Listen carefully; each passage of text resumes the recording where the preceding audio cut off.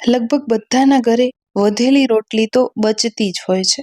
તો ઘણી વખત આપણે ફેંકી દેતા હોઈએ છીએ, પણ ફ્રેન્ડ્સ એક વખત આ રેસિપી તમે જરૂરથી જોજો, પછી તમને વધેલી રોટલીનો યુઝ સારી રીતે આવડી જશે અને આ રેસિપી તમને બધાને ખૂબ જ ભાવશે. તો તમારું સ્વાગત છે ફ્રેન્ડ્સ મારા ચેનલમાં. હું છું બીના. આજે હું તમારા સાથે શેર કરીશ વધેલી રોટલીની નવી જ રેસિપી, જે બાળકોથી લઈ મોટા બધાને જ ભાવશે અને ઇન્સ્ટન્ટ બની જશે. તો ચાલો મિત્રો બનાવવાનું શરૂ કરી. તો ફ્રેન્ડ્સ અહીં મેં વધેલી રોટલી લઈ લીધી છે. હવે અહીં મેં લઈ લીધા છે વેજીટેબલ. તો તમને જે વેજીટેબલ પસંદ હોય ને એ તમે લઈ શકો છો. તો અત્યારે મારી પાસે ઘરમાં અવેલેબલ છે ગાજર. તો ગાજરને મેં ધોઈ તેની ઉપરની છાલ કાઢી અને તેને ખમણીથી ખમણી લીધું છે. એની બાજુમાં તમે જોઈ રહ્યા છો કે શિમલા મરચું છે, તો એને પણ મેં ધોઈ અને બારીક બારીક સમારી લીધું છે. હવે મેં અહીં લઈ લીધી છે કોબી. તો એકદમ કાચી કૂણી કોબી આવે ને તેવી આપણે લઈ લેવાની.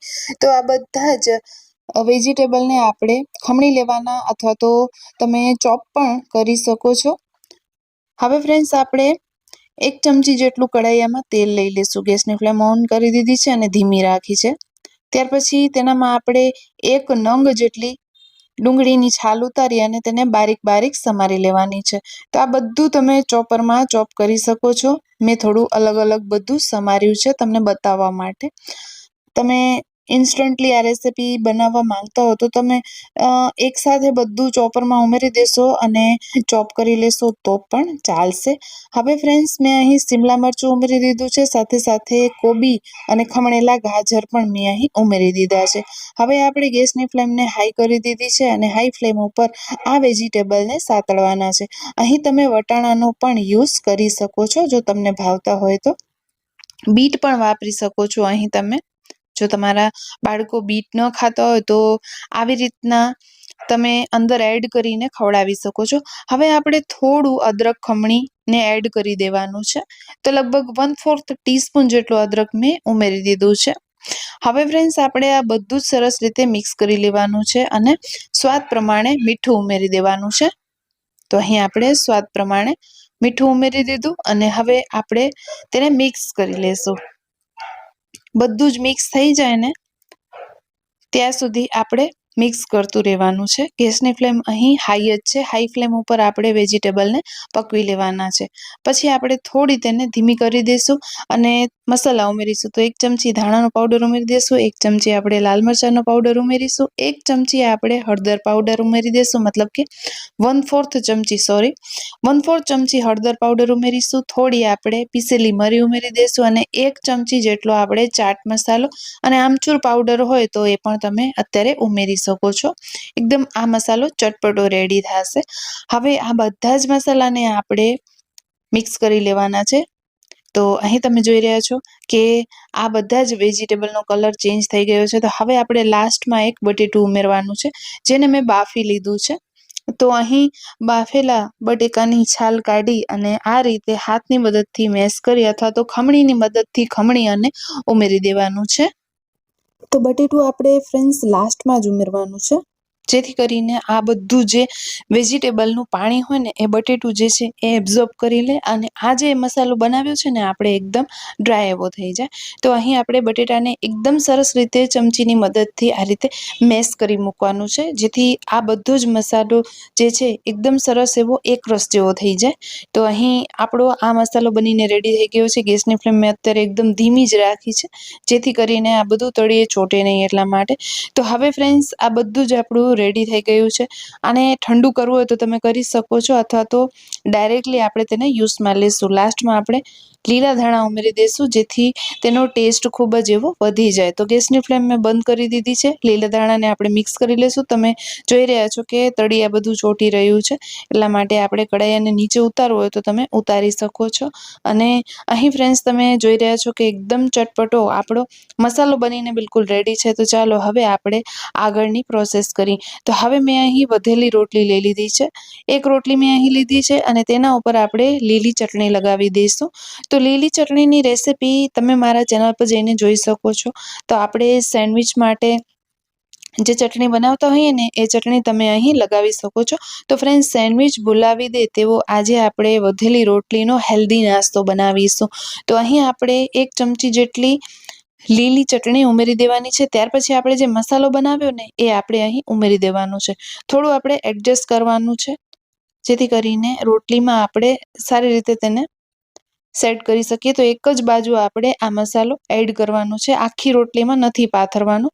હવે ફ્રેન્ડ્સ, અહીં મેં ચીઝ લઈ લીધું છે, જે પ્રોસેસ ચીઝ આવે છે ને એ મેં લઈ લીધું છે। તે આપણે થોડું ખમણી દેવાનું। બાળકોને આવો નાસ્તો બનાવીને આપશો ને એટલે એકદમથી હોશે હોશે ખાશે એ લોકો, અને ચીઝનું નામ પડે એટલે તો ગમે રેસીપી બાળકો જલ્દીથી જ ખાઈ લે છે। તો અહીં આપણે ચીઝ થોડું ઉમેરી દેવાનું જેથી આ રેસીપી ટેસ્ટમાં ખૂબ જ સારી એવી લાગે। હવે ફ્રેન્ડ્સ, આપણે તેને થોડું આ રીતે બેન્ડ કરી દેશું અને ચમચીની મદદથી મસાલો થોડો આપણે અંદર આ રીતના સેટ કરી દઈશું। આ રીતે થોડું ચમચીની મદદથી આપણે અંદરની સાઈડ આ મસાલો ભરાવી દેવાનો છે। ત્યાર પછી હાથની મદદથી ઉપરથી આપણે થોડું સેટ કરી લઈશું। હવે આપણી આ સેન્ડવિચ શેકાવા માટે તૈયાર છે। તો સેન્ડવિચને પણ ભૂલી જાશો એવો આજે આપણે બનાવ્યો છે રોટલીનો નાસ્તો। તો તમે આ નાસ્તો મોર્નિંગમાં બનાવી શકો છો અથવા તો સાંજના ભૂખ લાગી હોય તો આવો કંઈ નાસ્તો તમે બનાવી શકો છો। બાળકોને બનાવીને ખવડાવી શકો છો, એ લોકોને તો આ નાસ્તો ખૂબ જ ભાવશે અને ભાવવાની સાથે હેલ્ધી પણ છે કારણ કે આપણે લગભગ બધા વેજીટેબલ યુઝ કર્યા છે। હવે ફ્રેન્ડ્સ, મેં અહીં ગ્રીલનું સેન્ડવિચ મશીન લઈ લીધું છે, તેનામાં થોડું ઘી લગાવી દીધું છે જેથી ઉપરનો પડ જે છે એ ક્રિસ્પી થઈ જાય।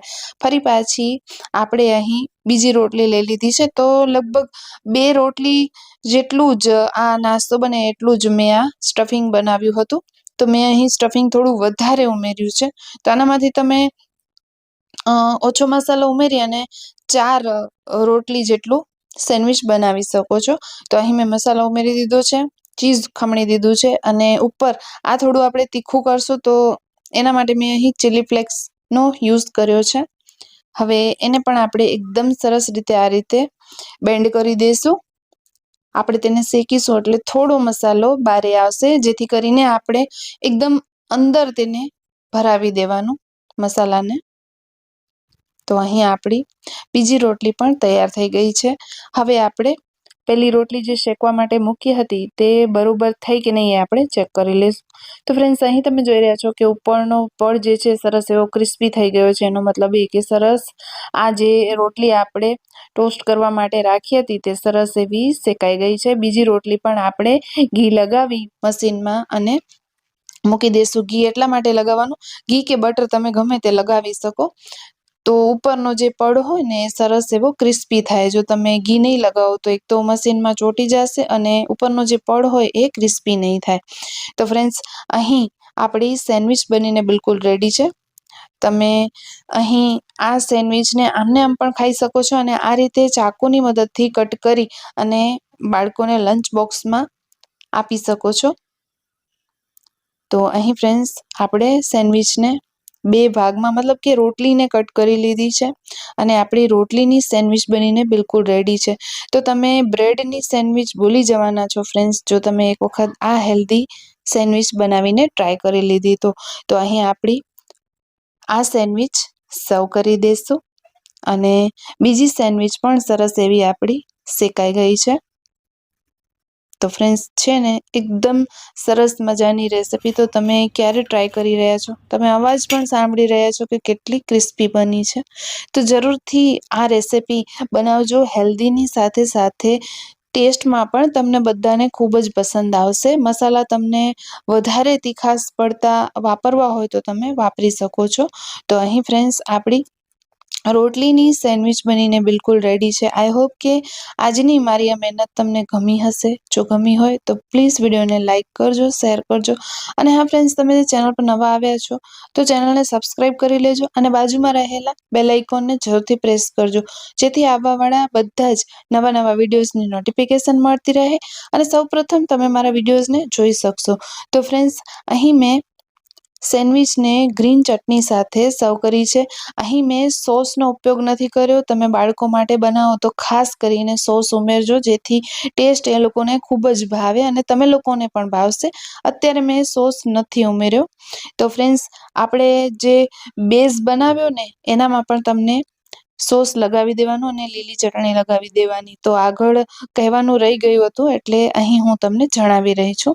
તો ફ્રેન્ડ્સ, તમે પણ આ ટાઈપની સેન્ડવિચ બનાવીને એન્જોય કરો. કેવી બને છે એ મને કમેન્ટમાં જરૂરથી જણાવજો. ફરી મળીશું આપણે એક આવા નવા વિડીયો સાથે, નવી રેસિપી સાથે. ત્યાં સુધી આવજો બધા. જય Shri Krishna. Thank you for watch.